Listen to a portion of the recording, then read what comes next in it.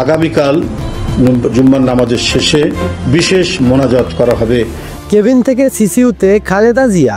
গত রোববার শারীরিক অবস্থার অবনতি হলে বিএনপি চেয়ারপারসন বেগম খালেদা জিয়াকে গুলশানের বাসা থেকে নেওয়া হয় রাজধানীর এভার কেয়ার হসপিটালে।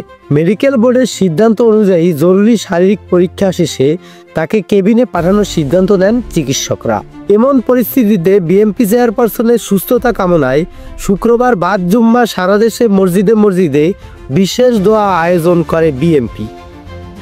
দুপুরে বিএনপির কেন্দ্রীয় কার্যালয় নয়াপল্টনে এক সংবাদ সম্মেলনে এ কর্মসূচি ঘোষণা দেন দলের সিনিয়র যুগ্ম মহাসচিব রুহুল কবির রিজভী।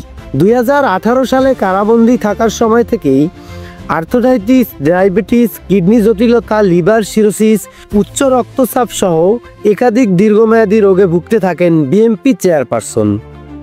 2019 সালে কারামুক্ত হওয়ার পর নিয়মিত চিকিৎসার জন্য অসংখ্যবার হসপিটালে ভর্তি হন তিনি।